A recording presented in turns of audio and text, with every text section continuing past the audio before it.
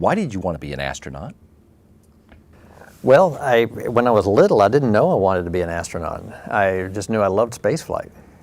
I was inspired by Neil Armstrong walking on the moon. I remember where I was, sitting in the living room in a robe and slippers because I was supposed to be in bed, but I was watching the landing and watching him walk.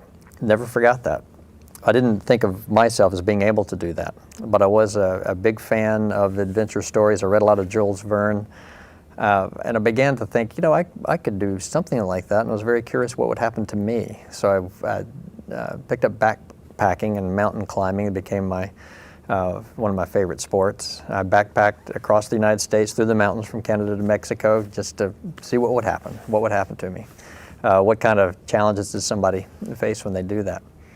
When I decided to become an engineer and decided to become a doctor, my interest in the space program surged quite a bit. I was following the shuttle at that time. The shuttle was not in its infancy, but it was maturing, but it was a lot of exciting things going on. I wanted to be a part of that. But I just wanted to work for NASA someday. I had no idea I could actually fly on the space shuttle. When I then got the opportunity to work at NASA as a flight surgeon, began to work with astronauts and began to see what they were doing. I loved to fly already. I was a private pilot with a lot of hours. And so I just thought, well, maybe I could do this. And even though I would have loved to have done it any time in my life, I think it was that point when I realized that maybe I could apply and actually do this. Let me get you to tell us the Tom Marshburn story. Just go back to the beginning. Tell me about your hometown and what it was like for you growing up. So I was born in Statesville, North Carolina, a little town. A wonderful place to grow up, a very tight community. My father was a preacher, so we knew, I should say everyone in the community knew us, and as a small child up to the age of 8 or 9, I didn't know all the people, but I remember there were always friendly faces around. A place where you could run off into the woods and spend hours there and not get back until dinner. There's a lot of great memories there. Then I moved to Atlanta. My father's work called us to Atlanta, Georgia. And so I was raised there near the big city, got to enjoy that. All along the way though, we had some family property, a farm in North Georgia. Spent a lot of time there, fixing fences, fixing stuff, and spending a lot of time outdoors, getting lost in the woods or going off on hikes, and even spent a lot of nights outside. So that the outdoors and the countryside, the small town is very formative for me. It sounds like you have a feeling that all those places and those people there were important in making you the person that you turned out to be. Oh, absolutely. There's a lot of individuals that come to mind, but some of the most important people, obviously my siblings. I'm the last of 7 children, and so I was already surrounded by a lot of people just inside the house. And my 6 brothers and sisters, 3 of each, definitely had the most influence on me of anyone, besides my parents, obviously. But the ones I remember the most, the contacts I remember the most, are with my siblings. When you flew, did you get a chance to see these places from orbit? Yeah, you sure do. You have to plan it out ahead of time. You hope there's no clouds, and then if there's a break in the work, you can go over to the window and take a look. Everybody does that, see if they can find their hometown. And while I can't say that I could see Statesville itself, because one of the nice things about it, it's covered with trees, and trees that are overarching all the streets. But I knew where it was, and I could see it, and I got a picture. It looks like a big forest, but that's what Statesville looks like. So easier to find Atlanta, right? Yeah, it's much easier to find Atlanta. You touched on it. Let me ask you to fill in a little bit for us on your education and then your professional background, because you had a lot of different things that you did before you ended up at NASA, and not even an astronaut when you did that. Yep. I wanted to be an artist to start with. I loved to draw and to paint. It was in high school that I thought, the space program is interesting to me. It was specifically the space program that got me into a technical field, and I just switched completely. I concentrated on math, science, and fell in love with the physics classes, to the point where in college, at Davidson College, I was a physics major there. I decided to go into engineering. I was at the University of Virginia getting my master's degree in engineering when I realized I really like working with people. And I felt like maybe that's more where my talents lay. I actually came down to the Johnson Space Center and started knocking on doors, asking for a job after I received my master's degree. And someone said, one of the doctors that worked here said, you ought to get a medical degree, because NASA's going to need doctors someday. So I did. I went to medical school, found out that I fell in love with medicine, and I forgot the NASA dream for a while just because medicine is so engrossing and working with patients is so incredible. But then I came back, and they opened up a space medicine fellowship, hiring on practicing physicians to begin to train to be flight surgeons at NASA. So I was in the first class of that back in 1993, and then became a flight surgeon here. And a flight surgeon, you did a lot of different things here too, right? Yeah, as soon as I came on board, I began to train for a shuttle mission to support it. But at the same time, they started putting me in Russian class and sent me over to Russia. So it was a real privilege to go over to Russia as one of the first people to support our missions to the Mir space station when we were flying U.S. astronauts there. So I got to live and work in Russia, and I couldn't imagine a more exciting job at the time. Well, as you said, you got some close-up experience seeing the astronauts work, and Right. that had its influence on you too. And even better, everybody had to figure out this Russian system in Russian, and so I was able to pull out, they call them the com specs, pull out the original Russian documents on how this stuff worked, and got to help them out in deciphering that. So I learned a lot. It was great. To take the job to fly in space is to assume some risks that most of the rest of us don't have, risks that you didn't have when you were an emergency room doctor. But I think the question is why? What is it that you think we are getting or learning as a result of flying people in space that makes it worth taking those risks? It's certainly worth taking the risks. As an aviator, as an astronaut, we love to travel up, and we want to fly in space. It's been a lifelong dream. When you fly humans in space, though, it's so incredibly hard to do. You have to figure out things that you never would have been inspired to do before. It's not a matter of a market, will people buy this thing? It's a matter of how do you keep people alive.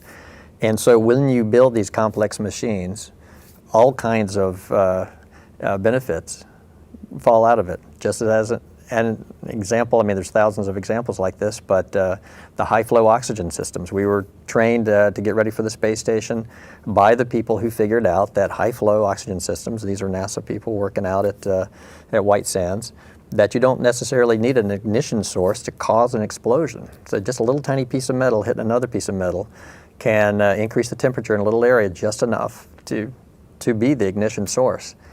They found out that this was probably one of the causes of home oxygen systems that went awry on the ground, causing some deaths every year. Spontaneous fires that were occurring in like neonatal intensive care units. And now that group has gone on outside of NASA and is going around the world giving talks about oxygen safety to hospitals and other areas that use compressed high-flow oxygen systems. They're going to be publishing on that. So that's just one example. They figured out how to do that, and look at all the things that they could do with it. But that applies to just about every system that had not existed before, required a lot of motivated people, and there's no better motivation than exploring the stars. So highly motivated to solve a very difficult problem. You're about to launch to the International Space Station for Expeditions 34 and 35. Tom, tell me, what is the goal of your mission overall, and what are your jobs going to be when you get there? Well, this is Expedition 35. So we've done this 34 times by the time I get there and my crewmate becomes commander on Expedition 35. So we've built the space station. I had the privilege of helping do that on STS-127, but now it's laboratory, U.S. National Laboratory, as well as an international partner laboratory. And we're going to be doing science. We're going to be doing a whole series of experiments. Our job is also to maintain the space station, so we need to keep it going and be able to fix anything that breaks on it.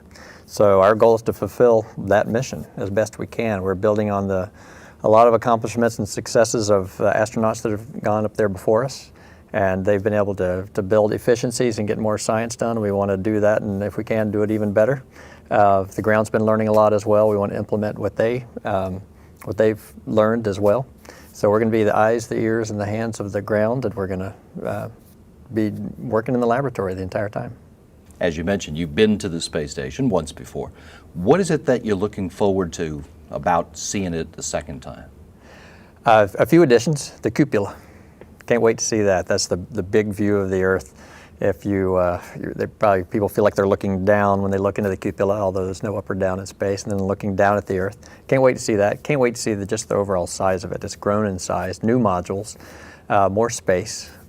But that's really the main thing. Again, I experienced 11 days docked to the space station, 16 days in space on my last flight. So getting back to life in zero gravity, that is never boring. Everything from putting on your clothes to brushing your teeth to working to transfer of hardware, all of it's fun in zero G.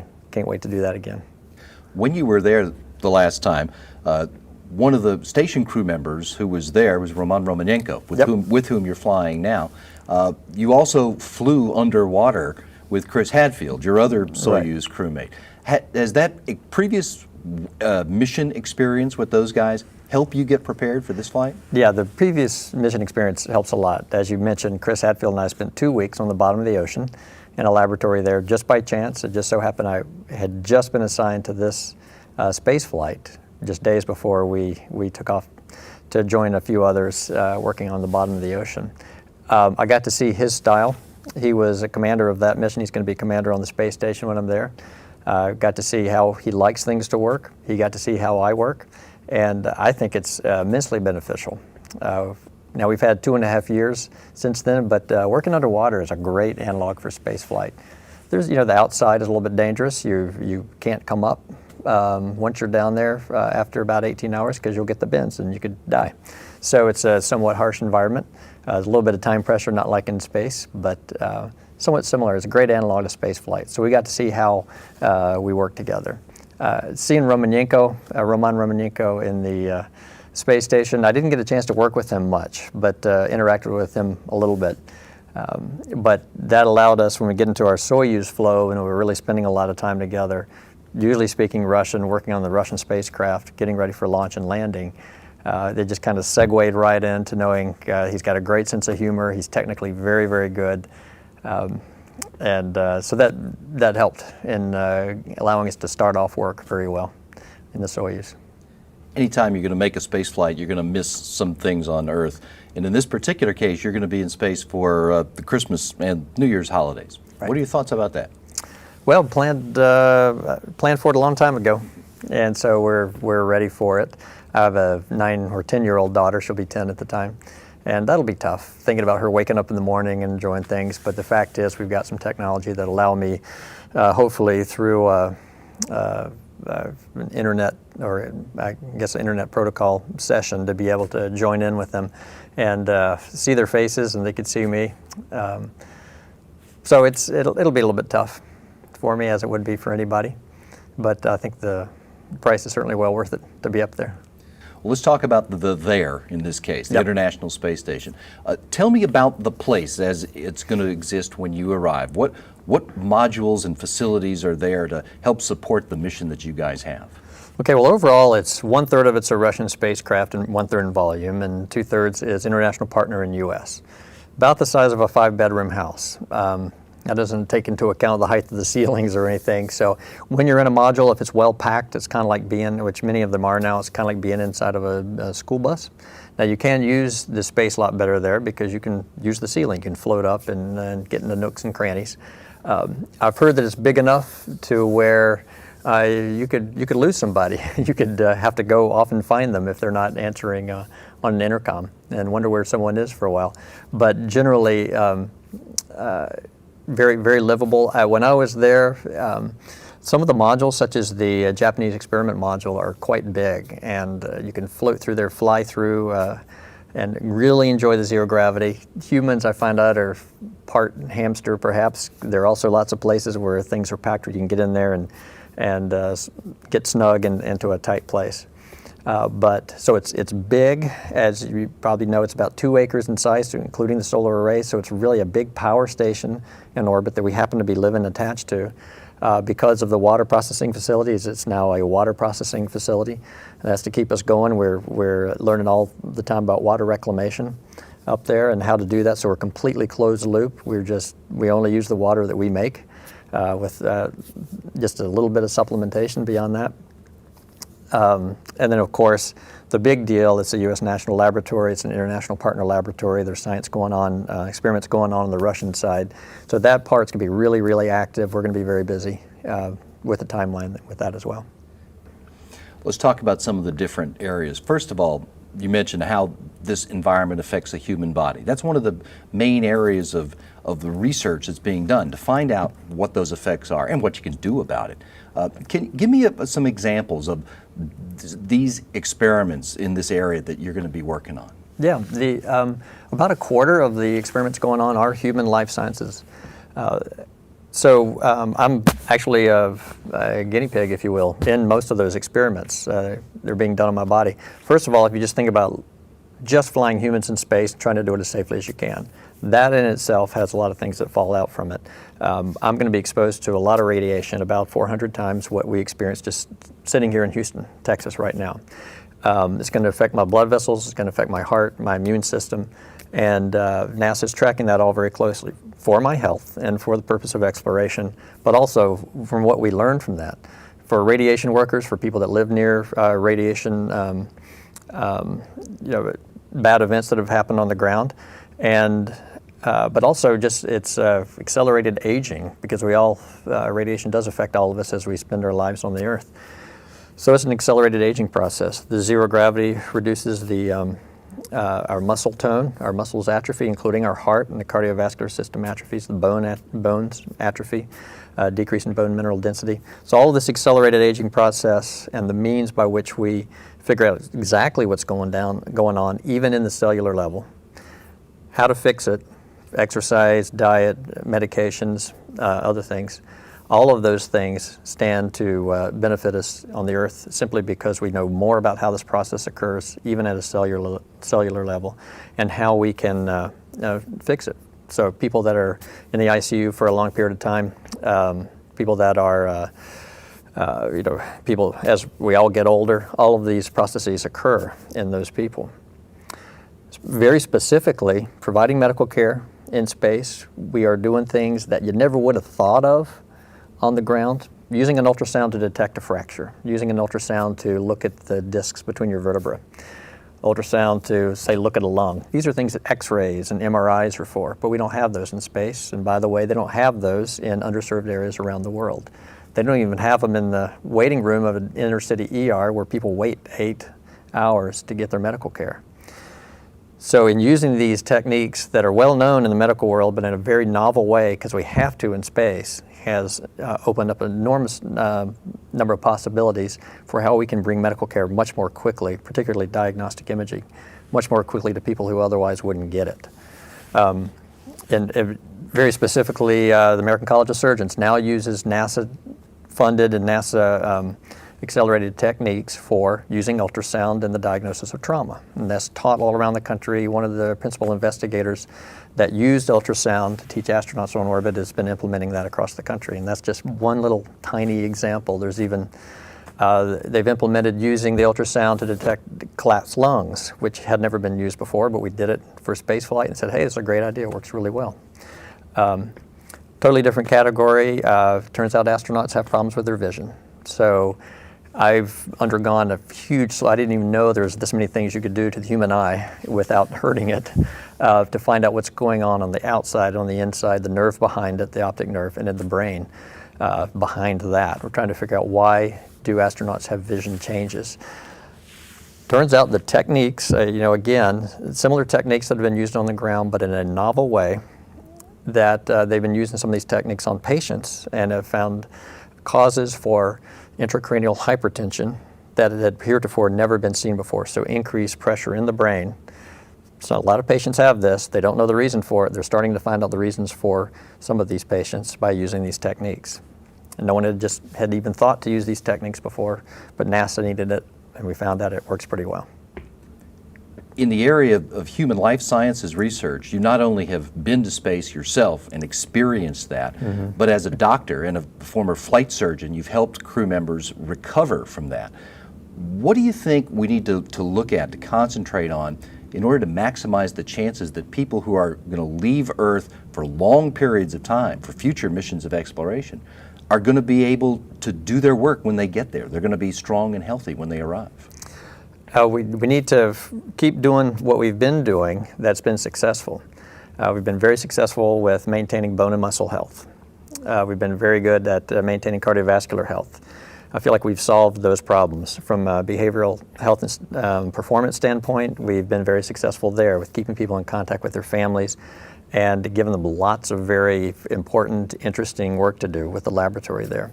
People, my colleagues that have come back from the space station talk about what a wonderful place it is to live and work, and they're sad to go. If it weren't for being away from their families, if they could bring their families up with them, they would just stay indefinitely because it's critical work, and they feel very good about being a part of that. Radiation is still a problem we haven't solved. The neurovestibular aspects of which, if we get to another planetary body or coming back to Earth, if we have to pilot a vehicle coming back to Earth, that's still a problem to solve. And the radiation, it could be a showstopper for us. Solar flare could affect a crew, so we need to figure that one out as well. But the other thing we need to do is keep looking. I mentioned the vision problems in astronauts. That came up relatively late in our station flow. And you'd think with our long history of space flight, this would have come up before. But it's important to us to, while I feel like we'll solve that eventually, figure out what's going on there, I think it's important to keep looking because we might unearth other problems that we'd like to solve before we actually send a crew one way, or at least a trip that's going to take us out there, and it's going to take about a year, 2, 3 years to get back. And we need to have those problems solved so they don't crop up on that trip. Figuring out how the environment affects people is just one of the areas of research on the station. Station now is packed with all kinds of specialized gear in the different laboratories in a number of other scientific disciplines too. Mm-hmm. Give me a couple of examples of the other kinds of science research that you're going to be working on. There's Earth Ops that's going on all the time, not just crews looking out of windows and taking pictures, which is an exciting part that I'm looking forward to. But the outside of the space station is covered with sensors that are both looking at things that are going on the Earth or being tested to see how good they are at looking at things. The space station is a wonderful platform for quickly bringing sensors and techniques and systems up into space, see how well they work, and then bringing them back down again.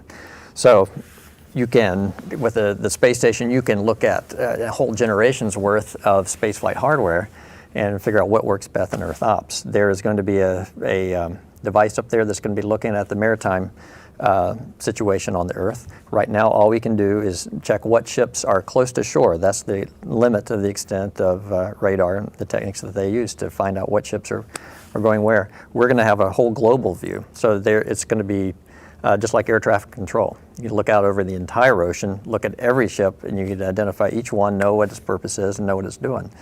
That seems to be for when it comes to natural disasters and big climate events, knowing what ships are where, you could save lives, increase efficiency of tracking, decrease the risk of maritime ocean travel. That's just one little example. I've been reading about all different kinds of sensors and materials that are on the outside of the space station. They're going to be used in future satellites. Some of them don't work so well, so they're not going to use them, but they know that. They don't have to send up a separate satellite to go figure that out. So that's the Earth Ops section. And I could keep talking about that, but the fluid physics and the material science I've also just happened to find very exciting. And just to talk about one, I was talking to the principal investigator about a capillary fluid flow experiment. This was, its original intent was to look at how fuels flow in space when you've taken away gravity. And it turns out you can develop a system for spacecraft that will deliver fuel to an engine without having to use a pump. So you have something less that'll break on you.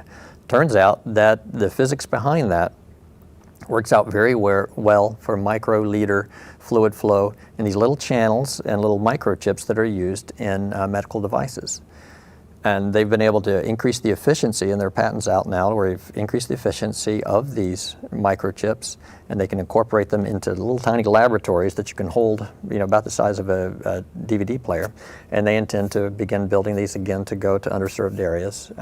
The one company I was talking to in particular was looking at AIDS detection, a rapid AIDS detection, HIV detection device.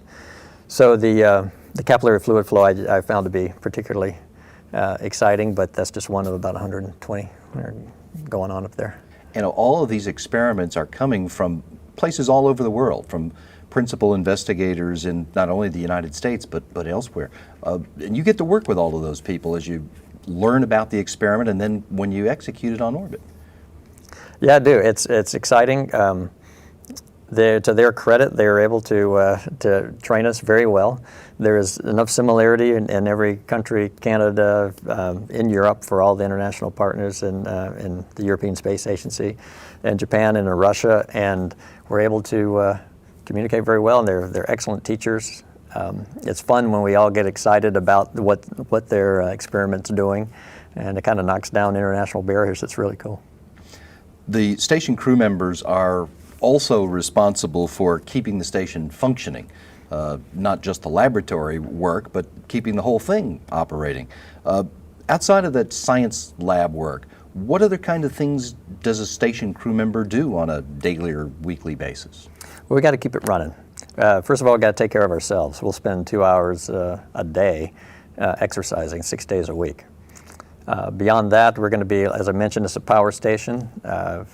We're going to be maintaining all of the devices on the inside, answering the ground if anything comes up, if the power's not being delivered appropriately. It is a water processing station. We're going to be recycling water quite a bit. There's household chores and cleaning that has to be done. One of our tasks as well is going to be to figure out stowage, and a lot of smart people have been working on this. We've made a lot of advances. It doesn't sound too technical, but the fact is, when you've got people living up there continuously, and we have been living off the Earth now continuously for well over a decade, how do you keep resupplying those people with what they need to live? And what's the best way to stow it? You can't just continue to fly up years and years worth of supplies because there's no place to put it. How do you increase crew efficiency? So in every thing we're going to be doing, we'll be making comments to the ground and what we think, and just adding our little bit to the knowledge as to hopefully how to make work there more efficient. Any plan for a mission like this has got to have enough flexibility to respond to when things break, and they do. Sometimes it even calls for people to go outside to do some work. As we talk today, what's the plan for any spacewalks during your time on board? Well, currently there's none planned. However, there was a trip in a direct current switching unit out on the space station caused by something. I'm not quite sure what. But everything that's the most likely candidate to have caused it, we found out about that just in the last week. We've been training on those items, 3 or 4 actual boxes and cable connections that would need to be removed and replaced. And so we've spent a lot of time in the pool. We've had a chance to see hi-fi mock-ups of these, that is, things that look almost exactly like they do in space. Had a chance in the POGO lab, which is a laboratory where you can suspend a large heavy object, and at least in one dimension, up and down, make it act as if it were in zero gravity, and work with it and see how it works.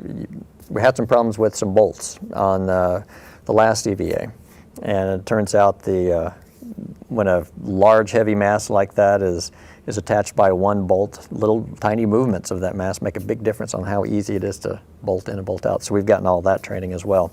So we're prepared to go out if this is something we need to fix.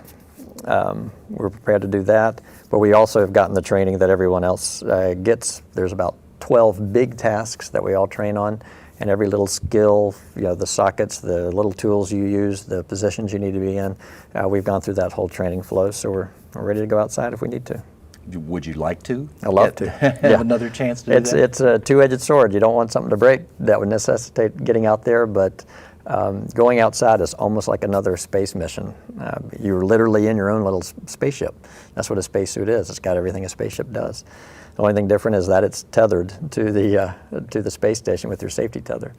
The view is incredible. The feeling, the temperature differences, which is very profound, between the daylight and the night side of the Earth, 300-degree difference. That you can feel that very much. But I think every astronaut feels like they're having a whole new space experience when they have the chance to go outside. These days, the International Space Station is getting supplies delivered by a small fleet of unmanned cargo ships. A few of them are coming and going during the time that you're going to be up there. Tell me about the different ships that will be bringing supplies, including the new American commercial cargo ships that could be showing up while you're there too. Well, those are the things that stand out the most. We have a lot of experience with the Progress vehicle. That's the Russian vehicle for starters, and we'll see about 3 of those either coming or going or with us during our stay there. And those will be docking to the Russian side. So that means there's going to be a hatch about that big, so we can get a fair amount of supplies through that. We'll be helping to unpack that. We'll be very happy when it arrives. We have some of our things in there. We're very excited about commercial vehicles that will be coming up. They're not quite sure when that's going to happen yet. Everybody's got their time constraints for getting something up there, but the Cygnus we hope to see during our expedition, and we'll be reaching out. It'll get into an orbit right next to us, in its own orbit, but very close to us, both traveling at 17,500 miles an hour, but our relative velocity hopefully will be about 0, and then we'll reach a robotic arm out, grab it, pull it in, and dock it to the United States side. And that vehicle has a huge hatch. We can pull experiment racks through it. Likewise, the SpaceX Dragon, we hope to get another one of those up to see us as well. We've had a chance to see that on the ground, their mock-ups, and looking forward very much to opening that up. Again, a huge hatch, a lot of capability for getting things on the space station and getting things off. In that case, getting them back to return to the ground. So that's a very exciting capability. And beyond that, we might have a chance to see an ATV, the European version of the cargo vehicle. We hope so. It's huge, it's beautiful, they have a great capability there, but it's going to come right close to the end of our increment, so we'll see. With private companies flying spaceships now, it's not just nations that are helping to explore space. Is that kind of the way you see things going in the future, where there's cooperation amongst countries with one another and private companies involved too, all together, instead of being a competition? Well, it seems to be, although competition can be a good thing.